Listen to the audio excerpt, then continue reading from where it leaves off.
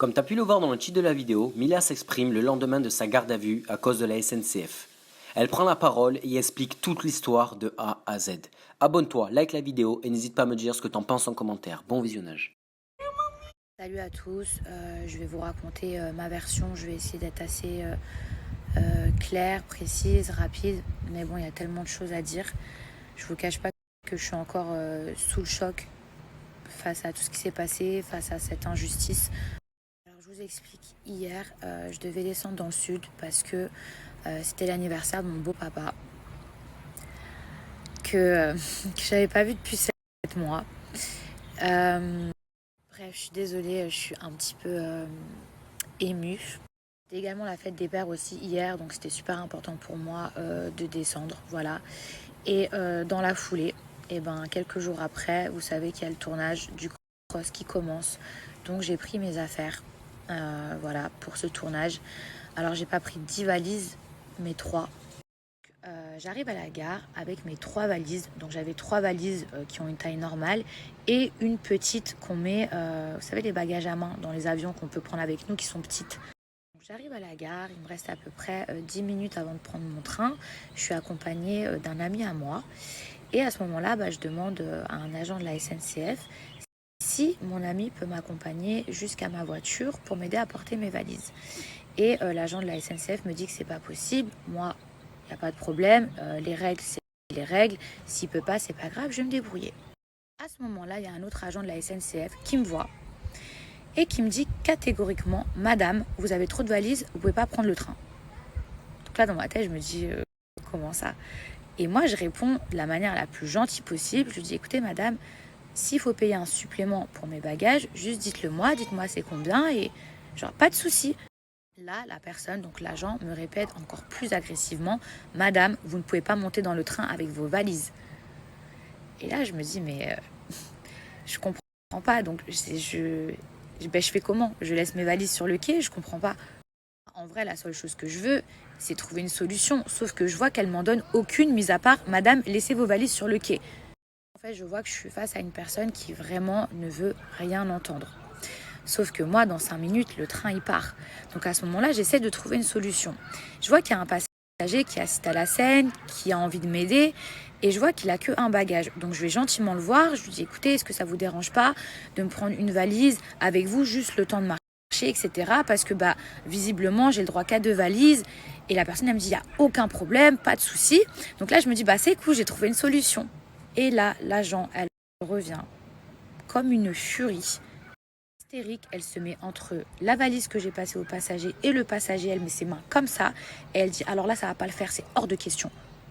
De là je me dis mais c'est pas possible, genre je comprends pas, en fait je comprends pas pourquoi autant de haine, pourquoi elle s'oppose au fait que je dois prendre le train. Surtout qu'elle insiste sur le fait que à bord j'ai le droit qu'à 2 valises, or dans le règlement de la SNCF j'ai le droit d'avoir 3 valises et si par exemple j'en ai plus de payer un supplément. À ce moment-là, je me dis, mais je lui ai fait quoi? Je comprends pas, je la connais pas, mais elle veut pas que je monte dans le train. Sauf que moi, je dois rentrer pour l'anniversaire de mon beau-père, je dois rentrer pour le tournage, et à ce moment-là, je vois qu'il reste plus que 2 minutes.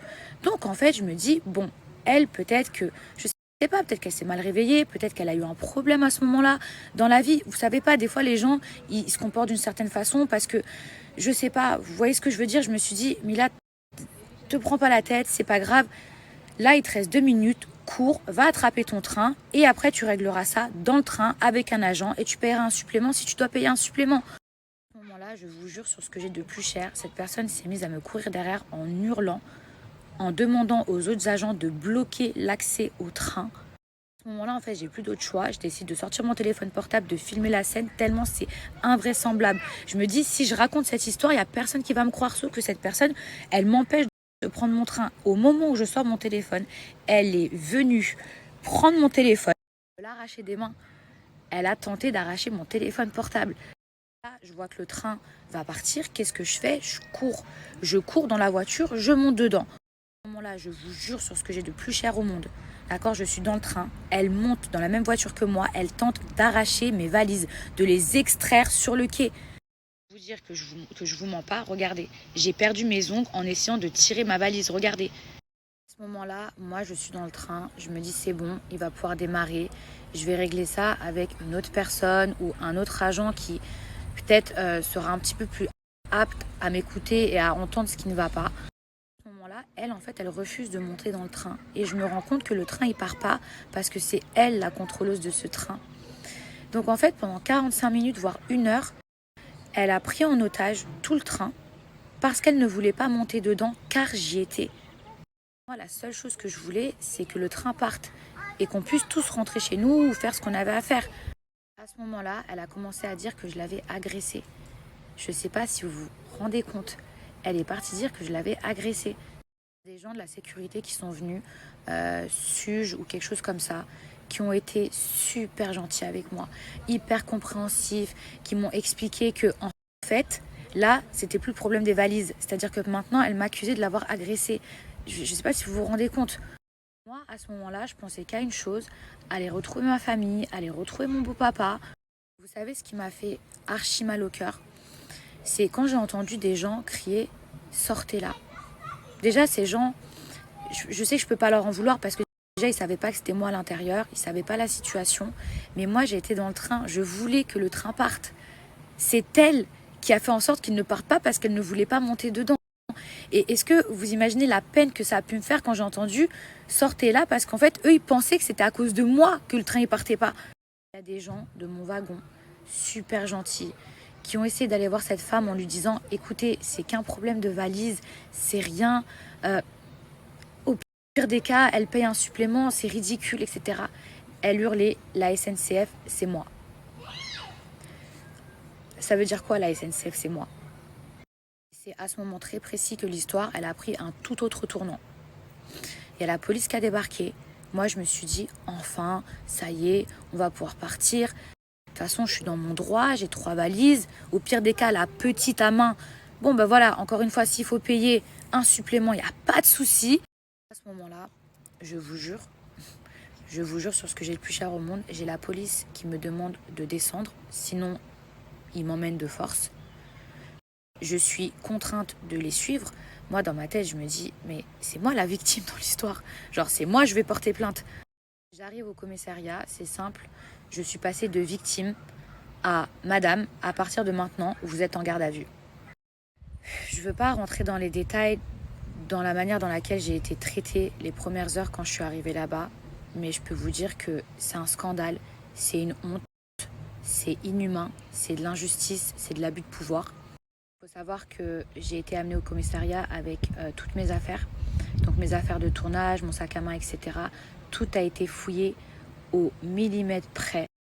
Je ne sais pas si vous vous rendez compte, mais vous voyez ce que j'ai pu ressentir quand ces gens-là, ils ouvrent toutes vos affaires, ils regardent jusqu'à vos petites culottes. Et de là, dans ma tête, je me dis, mais quand même, il y a des témoins, il y a des caméras. C'est elle qui m'a agressée, c'est elle qui a pris mon téléphone. Et ça, je pensais que ça existait que dans les films, que dans les séries, que genre... qu'on met la mauvaise personne en prison ou en garde à vue et l'autre elle vit sa best life. Je me suis dit mais c'est pas possible, genre là c'est un cauchemar ce qui m'arrive. Dans tout ça, quand je suis arrivée au commissariat, si vous saviez la manière dont ils m'ont parlé, la manière dont ils m'ont traité, en fait j'avais l'impression qu'ils avaient une haine envers moi. Vous voyez ce que je veux dire? Une haine, et que c'était comme une satisfaction, de la vengeance. Je saurais même pas vous dire, vous voyez, comme de la hagra en fait. J'ai eu la chance, je vous jure, et je tiens quand même à le préciser pour pas qu'on pense qu'ils sont tous pareils. Il y a une personne qui m'a aidée dans ce commissariat qui s'appelle Anthony, que je salue, parce que je suis sûre que sans lui, de toute façon à cette heure-ci, j'aurais été encore en garde à vue pendant super longtemps. La personne qui s'est chargée de l'enquête, et cette personne-là, elle a été au top. Quand je vous dis au top, c'est qu'elle m'a traité comme un être humain. Elle a été neutre, elle a attendu d'écouter ma version. Mon avocat, Harry Halimi, pareil, si lui n'avait pas été là, je suis sûre que je serais restée en garde à vue jusqu'à 10h du matin et qu'ensuite j'aurais eu un jugement. Gali, mon agent, heureusement qu'elle était là. Mais maintenant, je vais vous dire un truc. Regardez ce que moi j'ai vécu. Regardez l'injustice. Regardez, je passe de victime à je me retrouve en garde à vue. Mais moi, j'ai eu la chance d'avoir un avocat. J'ai eu la chance de tomber sur un enquêteur comme Anthony. Mais imaginez les gens qui n'ont pas cette même chance. Réellement, mais genre réellement, je me suis rendu compte qu'il y a des gens qui peuvent aller en prison pour rien, comme ça, comme ça. Je tiens à vous dire qu'aujourd'hui, l'affaire, elle est classée et qu'elle a été classée sans suite.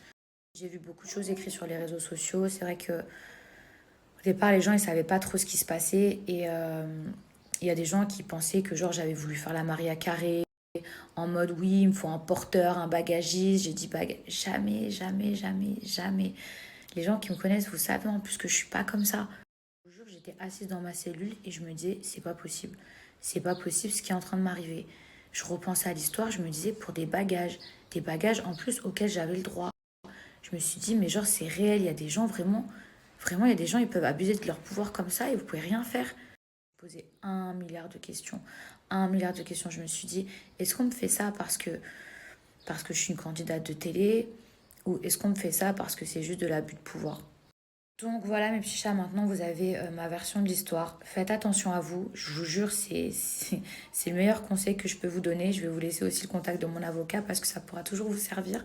Les vidéos de la gare, elles ont été visionnées, analysées. On voit clairement que je n'ai jamais agressé cette femme, bien au contraire.